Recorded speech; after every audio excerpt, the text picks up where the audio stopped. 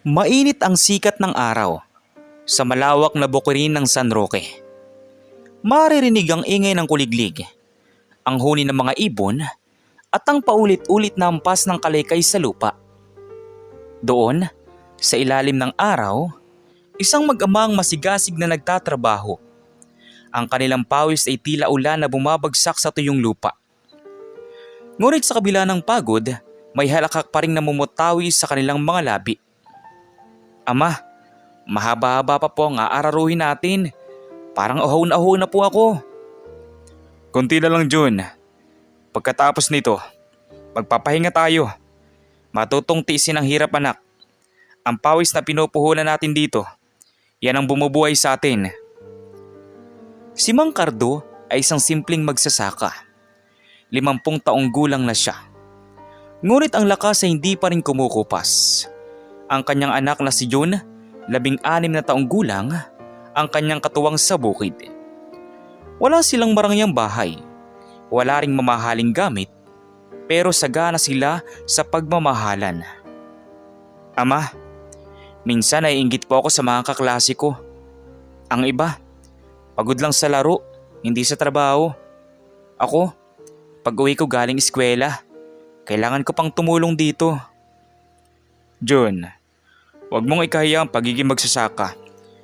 Ito ang pundasyon ng lahat. Kung walang nagtatanim, wala ring makakain ng mayayaman. Tandaan mo, anak, ang lupa, kahit madungis, yan ang nagbibigay buhay. Habang patuloy silang nag-aararo, biglang nanghina si Mang Cardo. Nahulog ang hawak na kalaykay at bumagsak siya sa gitna ng pilapil. Ama! Ama! Bakit po kayo biglang natumba? Huwag kang mag-alala, Jun. Baka pagod lang ito. Ngunit ramdam ni Jun ang kakaiba. Maputla ang mukha ng kanyang ama. Mabilis ang paghinga at pawis na malamig ang bumabalot dito. Kinabahan siya at agad na tumakbo papunta sa kariton nilang ginagamit sa bukid. Sandali lang po, ama. Dadaling ko kayo sa ospital. Huwag kayong pipikit. Pinilit ni Jun buhatin ang kanyang ama. Kahit halos mabali ang kanyang mga braso sa bigat. Sa murang edad, dama niya ang bigat ng responsibilidad. Tinulak niya ang kariton sa makipot na daan, pawis na pawis, halos masamid sa iyak. Diyos ko, tulungan niyo po kami. Huwag niyo pong kunin si ama.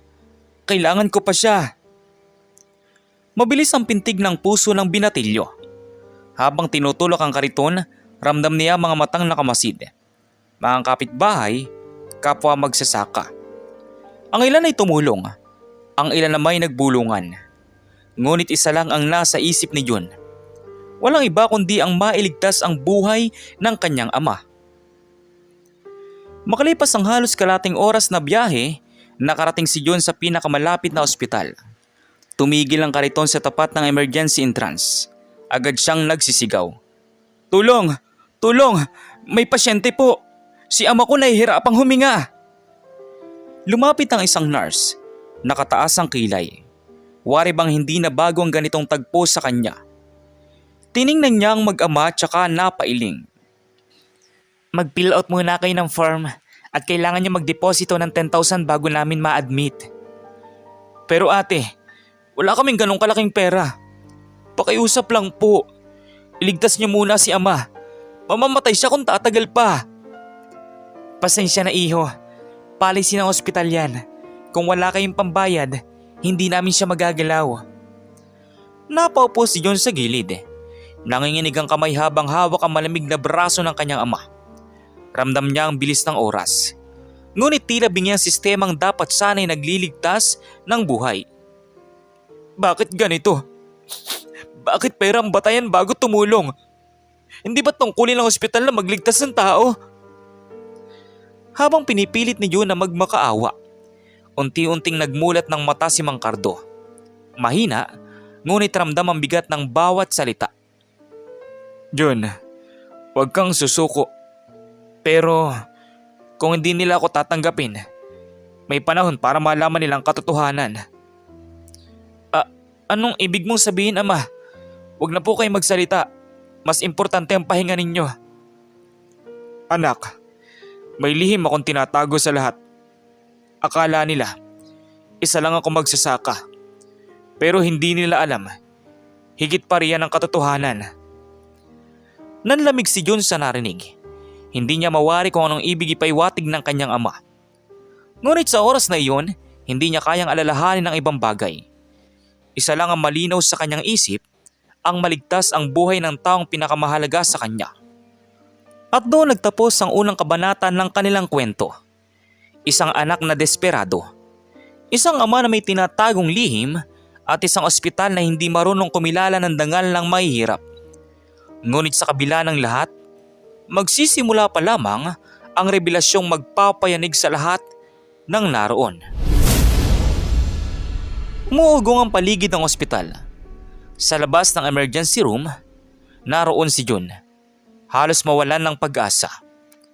Ang kanyang ama ay halos walang malay sa kariton at tila bawat segundo ay katumbas ng isang taon ng paghihintay.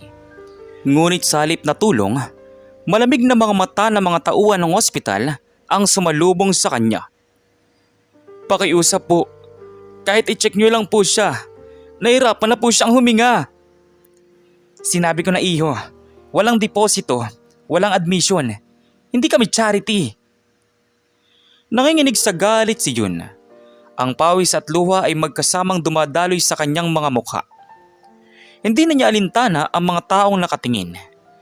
Lumapit siya sa pinto ng ER at sinubukang ipasok ang kariton. Hoy! Bawal pumasok dyan! Lumabas ka! Buhay ng tao to! Tatay ko to! Wala kayong puso! Hinawakan ng guard ang kanyang braso at halos itulak siya palayo. Ang bata ay halos madapa, ngunit pilit pa ring bumangon. Kung hindi niyo tutulungan ang ama ko, ako na mismo ang magpapasok sa kanya. At tuluyan ngang pinilit ni Jun ipasok ang kariton sa loob. Nagkagulo. May nurse na sumigaw, may doktor na lumabas, at may mga pasyenteng nagsimulang manood. Ano to? Sino ka at bakit ka basta nalang pumapasok dito? Wala po akong ibang bala kundi mailigtas ang buhay ng tatay ko. Kahit ganito lang kami, tao rin po kami. Kung gusto mong matulungan siya, magbayad ka muna. Hindi libre ang serbisyo dito. Alam mo ba kung magkano ang bayad ng mga gamit na ginagamit namin? Ang bawat salitang iyon ay tila patalim na tumatago sa puso ni Jun. Nakita niya ang pagdaos-os ng katawan ng kanyang ama. Halos wala ng malay, nanginginig at hirap ng huminga. Pera lang ba ang mahalaga sa inyo? Hindi ba kayo doktor? Hindi ba kayo nanumpa na magliligtas ng buhay? Hindi mo naiintindihan bata. Ito ay isang pribadong ospital. Kung wala kang pambayad, pumunta ka sa public hospital. Naglakad palabas ang doktor. Iniwan silang mag-ama. Namilog ang mga mata ng mga tao sa paligid at ang iba'y nakaramdam ng awa. Iba nama'y nagpatuloy lang sa kanilang gawain. Ngunit si Jun, hindi na nakapagsalita pa. Napatigil siya sa gitna ng hallway. Tumingala sa kisame ng ospital. Ang lamig ng aircon ay tila tinutusok ang kanyang balat. Paalala ng layo ng mundo ng mayayaman sa isang katulad niya. Ganito na lang ba palagi? Kapag mahirap ka, wala kang karapatang mabuhay. Muling tiningnan ni Jun ang kanyang ama. Mabagal ang paghinga nito. Tila bawat hinga ay laban sa kamatayan. Sa desperasyon, hinawakan ni Jun ang kamay ng kanyang ama at nagsimulang manalangin. Panginoon, wala po akong pera. Wala po akong kakayahan. Pero kung may awa po kayo, tulungan niyo po si ama. Huwag niyo po siyang kunin sa akin. Habang umiiyak ang binata, biglang may lumapit na matandang babae. Isang janitress ng ospital. Tahimik itong lumapit, dalang maliit na tuwalya. Iha, ita, punasan mo muna ang pawis ng tatay mo. Wala akong maibibigay na pera, pero sana makatulong kahit papaano.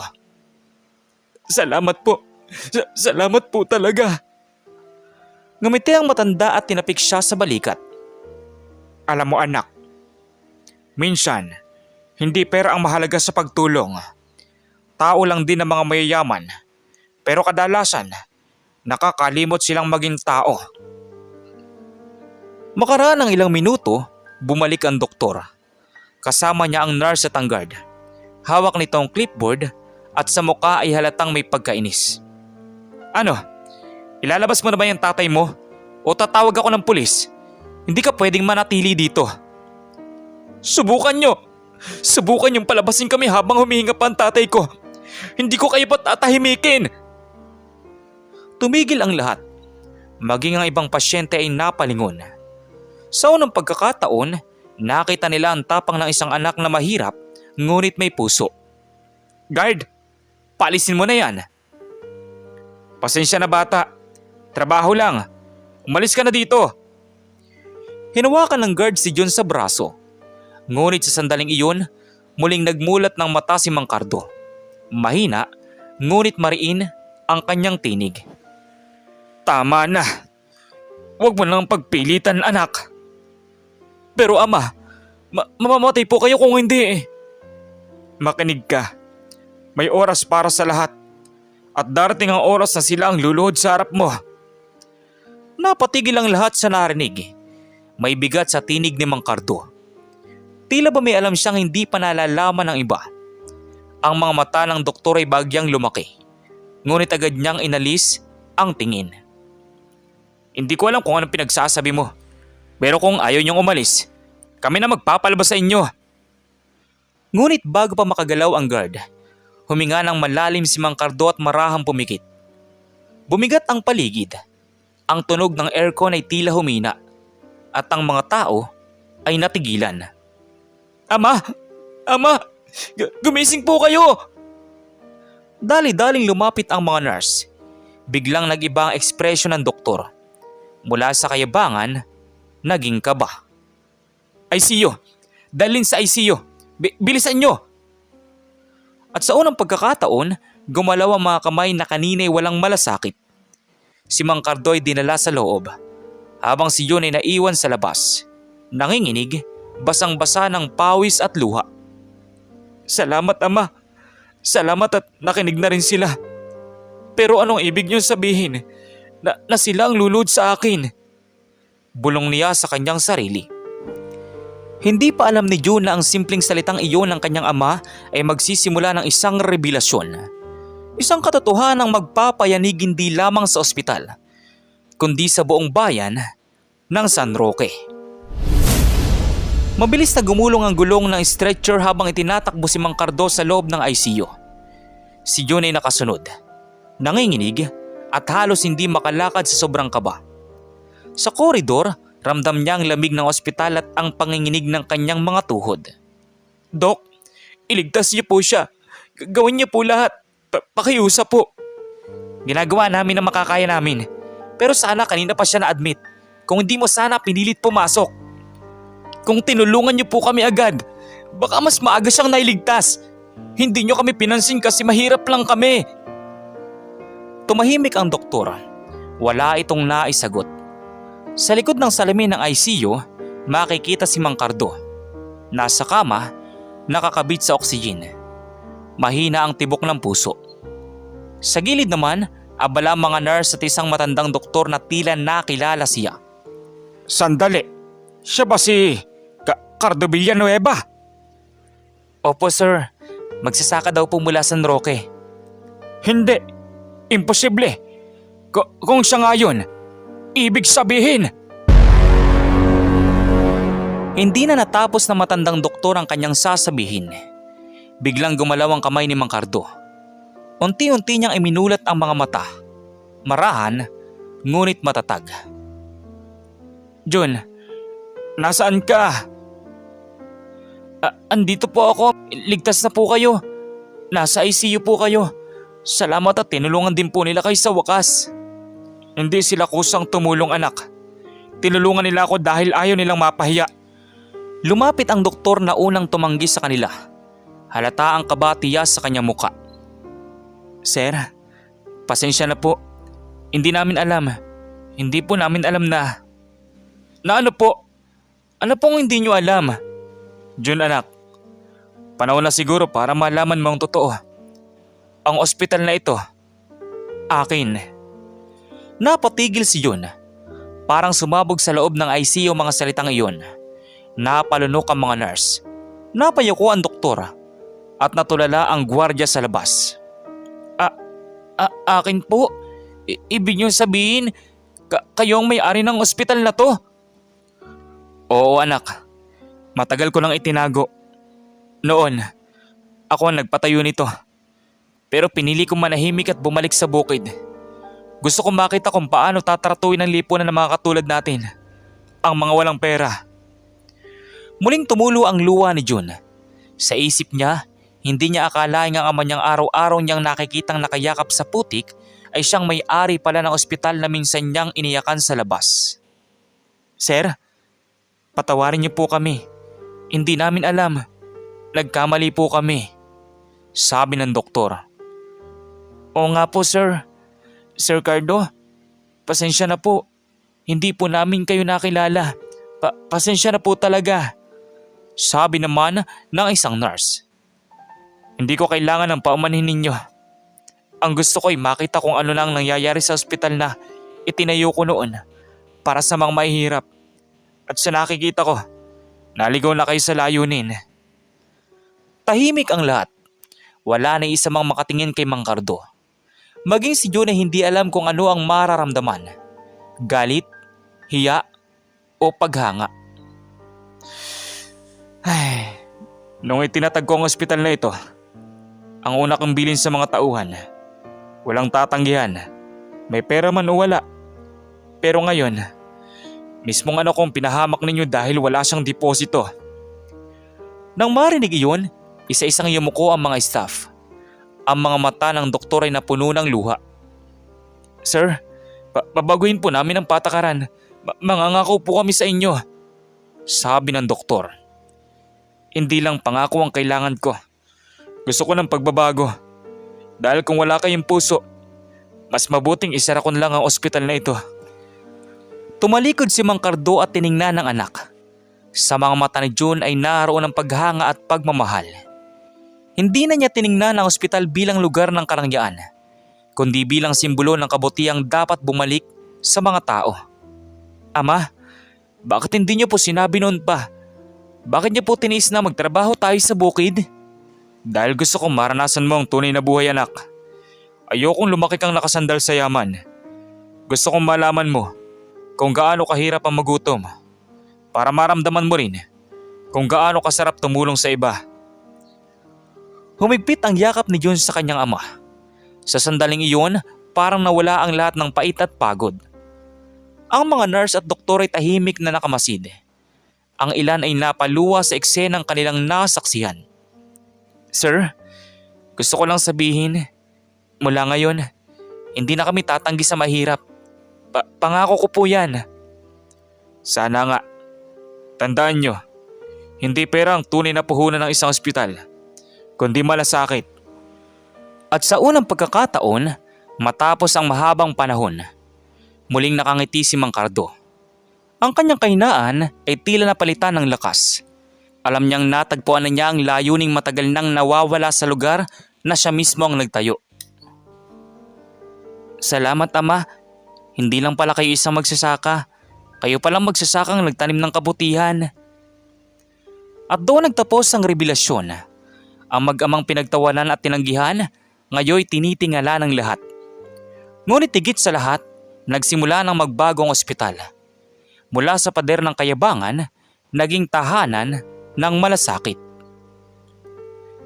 Lumipas ang 3 araw mula nang ibinunyag ni Mang Cardo ang katotohanan. Ang buong ospital ng San Roque Medical Center ay tila natahimik. Ang dating mga empleyadong mayabang at malamig ang pakikitungo ay biglang naging mahinahon at magalang. Parang hangin ng hiya at pagbabago ang dumaan sa bawat sulok ng gusali. Hindi ako makapaniwala. Akala ko mahirap lang siya. Pero siya palang nagpatayo ng ospital. Hindi lang yun, nurse. Siya palang dahilan kung bakit ako naging doktor. Siya ang unang nagbigay ng scholarship ko noon. Pero nakalimot ako sa tunay na dahilan ng propesyon ko. Ang mga salitang iyon ay parang apoy na kumalat sa buong ospital. Mula sa mga nurse, staff, hanggang sa mga janitor, Lahat ay tila tinamaan ng konsensya. Ang ospital na dati puno ng reklamo at pagmamataas, ngayon naging tahimik at mapagpakumbaba. Sa ika-4 na araw, pinayagan na makalabas si Mang Cardo sa ICU. Naka-wheelchair siya. Ngunit maaliwala sa muka. Sa tabi niya ay si June. Hindi na ang batang takot at galit, kundi isang batang anak na puno ng paggalang. Ama, sigurado po ba kayong kaya nyo na? Dapat magpahinga pa po kayo. Anak, minsan, ang pahinga ng isang amay makita ang bunga ng kanyang mga ipinunla. At sa araw na to, gusto kong makita kung uusbong pa ba ang kabutihang itinanim ko noon. Pagpasok nila sa labi ng ospital, halos sabay-sabay na nagsitayo ang mga staff. Ang mga nurse ay nagbigay galang at ang mga doktor ay yumuko bilang pagrespeto. Sir Cardo, kami po humingi ng tawad. Hindi po namin alam na kayo palang may-ari. Ngunit higit doon, nagsisisi kami dahil nakalimot kami sa tungkulin naming maging tao. Ang pagkakamali ay bahagi ng pagkatao. Ang mahalaga ay ang pagbangon. Hindi ko kayo parurusahan. Salip, tuturuan ko kayo ng aral na hindi nyo matututunan sa medisina. Dinala ni Mang Cardo ang lahat ng staff sa conference room. Nasa harapan siya. Nakaupo sa wheelchair habang tahimik na nakikinig ang lahat. Mula sa araw na ito, babaguhin natin ang takbo ng ospital. Una, walang mahirap na tatanggihan. Kapag may pasyente, kahit walang pambayad, gamutin muna bago usapan ng pera. Buhay muna bago kita. Pero sir, paano po kung malugi ang ospital? Kung ang kabutihan ng dahilan ng pagkalugi, hindi yun kawalan. Yun ay puhunan sa langit. Natahimik ang lahat.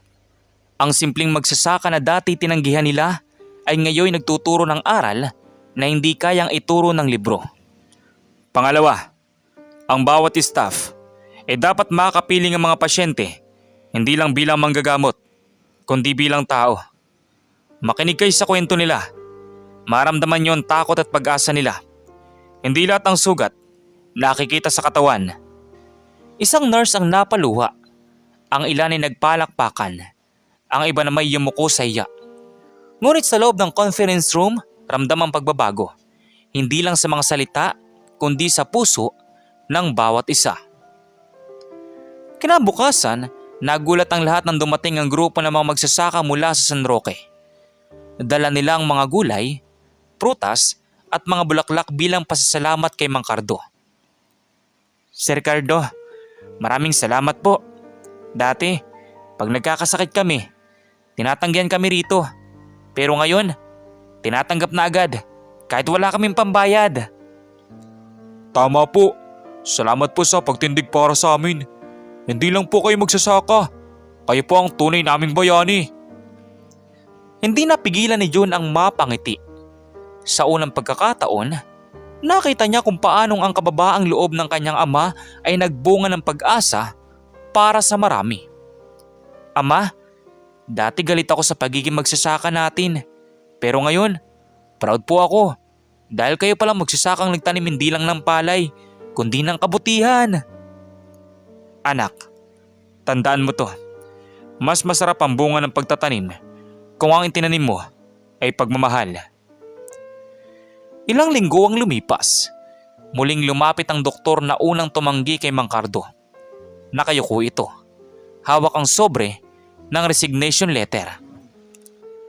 Sir, gusto ko sana magbitiw sa trabaho bilang parusa sa sarili ko.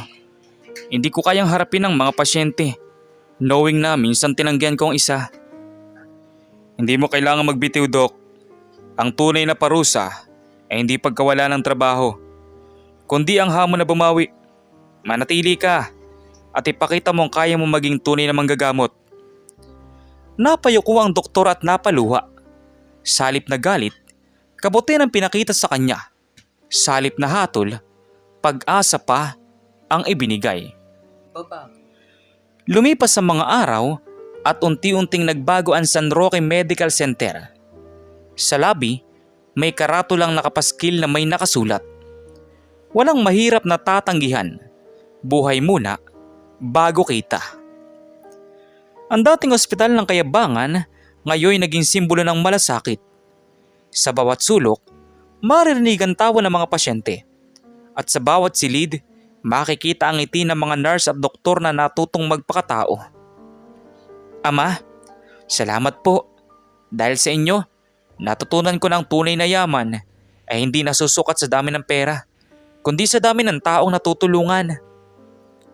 At sa labas ng ospital, habang sinasayaw ng hangin ng mga palay sa bukirin, alam ni Mang Cardo na ang binhi ng kabutihan ay muling tumubo. At sa pagkakataong ito, hindi na kailanman malalanta pa. Lumipas ang ilang buwan mula nang magbago ang pamamalakad ng San Roque Medical Center. Mula sa ospital na puno ng yabang, ito ngayon ay naging tahanan ng pag-asa. Sa bawat pintuan ay maririnig ang tawanan ng mga pasyente. At sa bawat kwarto ay naroroon ang mga taong muling natutong magmahal ng kanilang propesyon. Sa bukid naman, sa dulo ng baryo, tahimik na naglalakad si Mang Cardo kasama si Jun. Ang araw ay unti-unting lumulubog at ang ginantoong liwanag ay sumasalamin sa mga palay na handa ng anihin. Ama, ang ganda po ng tanawin. Parang lahat ng hirap natin, sulit na sulit. Ganyan talaga anak. Ang magsasaka ay hindi lang nagtatanim ng palay. Nagtatanim din tayo ng pag-asa. Kahit minsan, matagal bago anihin. Samantala sa kabilang banda naman, habang naglalakad sila, dumating ang isang kotse mula sa bayan. Bumaba ang doktor na minsang tumanggi sa kanila, ngunit ngayon may ngiti at respeto sa muka. Sir Cardo, Jun, may balita po ako. Naaprubahan ang proyekto ninyo. Proyekto? Anong proyekto po, Dok? Tanong ni Jun. Ang libreng klinika sa bawat baryo. Pinermahan na ng lokal na pamahalaan. At dahil sa inyo, akong naatasang mamuno. Libre ang gamot at check-up para sa mahihirap. Salamat, Dok. Hindi ko inakalang mangyayari ito. Akala ko noon hanggang panaginip lang. Kung hindi po dahil sa inyo, Sir Cardo, hindi ko matututunan ang tunay na layunin ng pagiging manggagamot. Ang proyekto pong ito, ituturing kong utang na loob sa inyo. Nagkamay silang dalawa. Ang kamay ng isang dating magsasaka at ang kamay ng isang doktor. Magkaibang mundo, ngunit iisa ang layunin, ang maglingkod. Pag-uwi nila sa bahay, dumiretso si John sa lumang silid kung saan nakasabit ang lumang bolo ng kanyang ama. Ang ginamit nito sa pagbubungkal ng lupa noon. Ama, gusto ko pong maging tulad ninyo. Hindi mo kailangan maging tulad ko, anak. Maging mas mabuti ka pa. Ang mundong ito, kailangan ng mga kabataang hindi natatakot duminig sa hinaing ng mahihirap. Pero gusto ko pa ring hawakan tong bolo ninyo, ama. Paalala na kahit may ospital na tayo, dapat marunong pa ring duminig sa tibok ng lupa. Napangiti si Mang Cardo. Sa mga sandaling iyon, alam niyang hindi na sayang ang bawat pawis, bawat putik at bawat pagtitiis. Isang umaga, bumungad ang araw ng tahimik. Ngunit sa bahay ng mag-ama, may kakaibang katahimikan. Si Mang Cardo nakahiga sa kanyang kama. Payapa ang muka. Nakatulog siya na mahimbing, ngunit hindi na nagising pa. Ama, gising po. May marami pa tayong plano, di ba? Lumod si John sa tabi ng kanyang kama. Yakap ang kanyang ama. Sa lamesa, naroon ang isang sulat. Nakasulat sa lumang papel na may tatak ng San Roque Medical Center. Kinuha yun ni Jun at binasa. Anak, kung dumating ang araw na mapagod ako, huwag kang malungkot. Ang bawat binhing itinanim ko ay sa iyo ko papaani. Ipagpatuloy mong kabutihan, kahit minsan ay walang nakakakita. Dahil ang kabutihang itinanim sa lupa ng puso, hindi kailanman mamamatay. Napaluwa si Jun, ngunit sa kanyang mga mata, may liwanag ng pangako.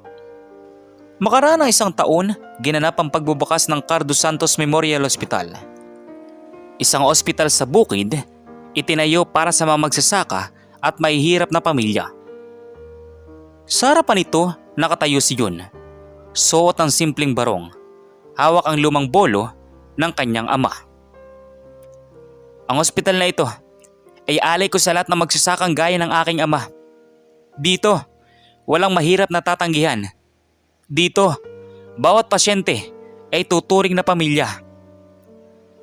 Tumunog ang palakpakan ng mga tao. Sa gitna ng masa, may mga magsasaka.